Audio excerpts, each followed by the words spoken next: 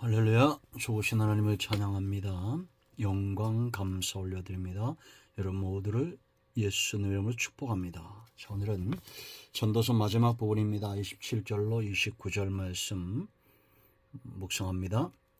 자, 27절 봅니다. 전도다가 이르되 보라, 내가 낱낱이 살펴 그 이치를 연구하여 이것을 깨달았노라. 내 마음이 계속 찾아보았으나 아직도 찾지 못한 것이 이것이라.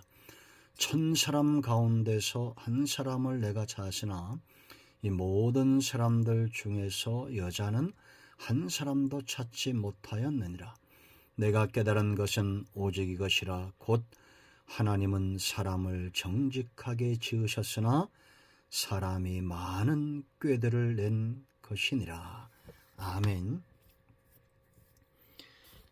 여러분, 사람은 누구에게나 열심이 있습니다. 열정이 있습니다.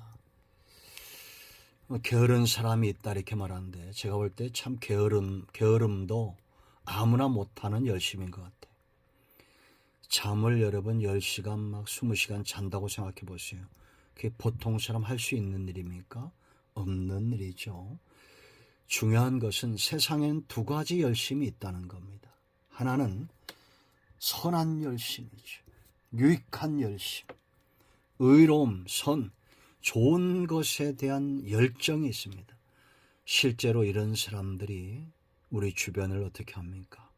환하게 하고 밝게 하고 행복하게 하죠. 황정민 같은 배우들 보세요. 260억을 기부하고 여전히 자기는 가난하게 삽니다. 8년째 같은 청바지를 입고 만원짜리 운동을 신고. 그렇게 그가 그런 삶을 사는 이유가 어디 있습니까? 그가 말하죠. 배우는 무대에서만 빛나면 된다.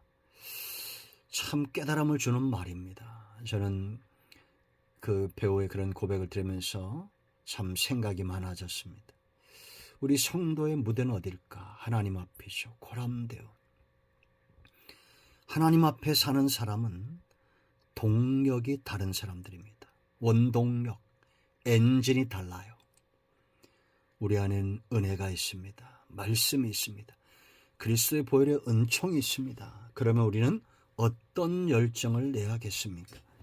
불의한 일에, 죄악된 일에 열정이 아니라 선을 알고자 하고 찾고자 하고 하나님의 뜻을 이루고자 하는 열정이 있어야 됩니다. 오늘 여러분 27절 보세요. 전도자가 이르되 보라, 내가 낱낱이 살폈다. 열심입니다. 그가 깨닫고자 했다는 겁니다. 그 이치를 연구하여 이것을 깨달았다라고 말합니다. 열정은 깨달음과 연관이 있습니다.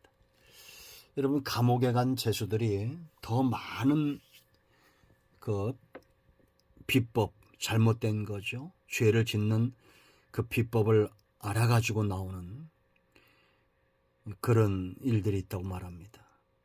참 잘못된 거죠. 잘못된 열정이 결국은 자신과 세상을 망치는 깨달음의 길로 가게 하는 겁니다. 그런데 솔로몬이 깨달은 건 그거 아니에요. 이게 보라, 히브리 말로 레아, 깨달음을 얻고 환히 찾다는 겁니다. 환희. 여러분, 성경 말씀은 우리에게 이런 환희를 줍니다. 하나님을 아는 지혜는 이런 환희에 이르게 합니다. 하나님의 사랑의 깊이와 넓이와 높이와 길이를 체험하면 우리는 이런 환희, 세상이 줄 수 없는 기쁨, 만족, 탄성이 저절로 나오는 겁니다. 이런 깨달음의 연속이 우리에게 있어야 될 줄로 믿습니다. 우리가 좋은 사람과 만나도 그 마음의 만족과 그 입술의 고백이 있지요. 하나님을 아는 사람은 어떨까요?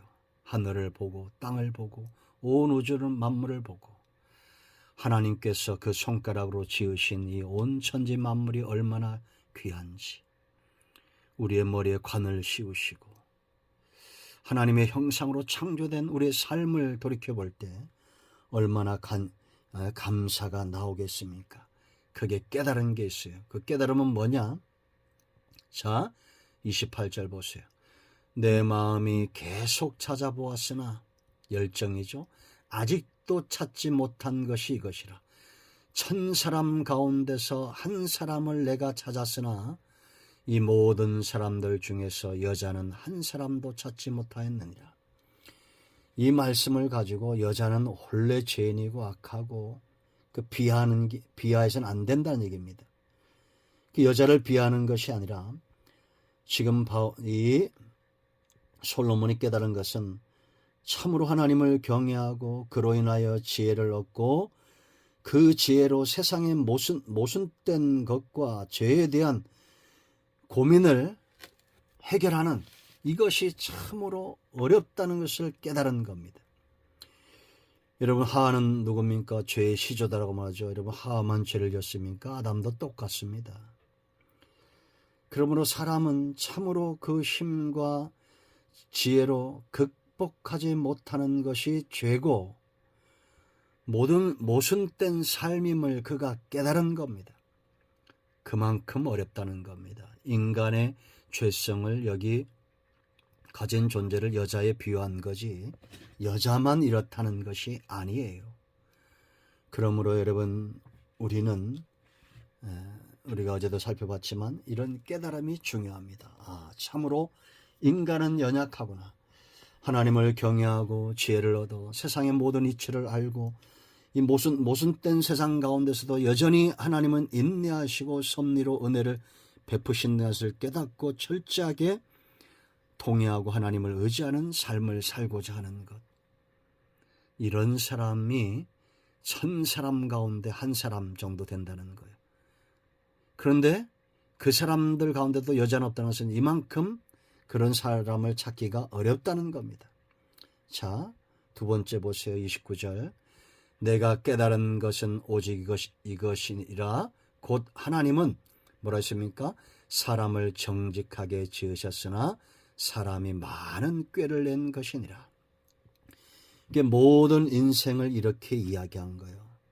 그렇다면 이걸 깨달으면 이제 솔로몬은 어떻게 살고자 해야 됩니까? 깨달은 자들은 정직하게 살고자 해야겠죠. 꾀를 내면 안 됩니다. 단순해야 됩니다. 성도의 삶은 주인과 종의 관계입니다. 종의 삶은 단순한 겁니다. 주인을 경외하고 사랑하고 주인이 가라면 가고 서라면 서고 단순한 삶이에요. 많은 꾀를 내면 결국 복된 삶에서 벗어나게 되어 있습니다. 시편 1편 1절 뭐라 말합니까? 복 있는 사람은 악인의 꾀를 쫓지 않는다. 죄인의 길에 서지 않는다. 오만한 자의 자리에 앉지 않는다. 오직 여호와의 율법을 즐거워하여 그 율법을 주야로 묵상하는 자입니다. 여러분, 생각이 많아지면 그것은 결국 우리의 마음의 염려와 근심도 많아지고 그걸 해결하고자 잘못된 방법, 죄인의 길에 서게 되는 거예요. 결국 나중에는 오만한 자의 자리에 앉게 됩니다. 생각은 우리 삶의 출발이 됩니다. 그러므로 정직하게 살고자 해야 됩니다. 하나님께서 원하시는 삶 가운데 늘 서기를 기뻐하고 죄는 모양이라도 버리고 주님이 서라 하면 서고 가라 하면 갈 줄 아는 이런 단순한 삶, 믿음이 있으면 삶이 단순하지. 그렇지 않습니까? 염려와 근심이 들어온다는 것은 지금 믿음에서 멀어지고 있다는 겁니다.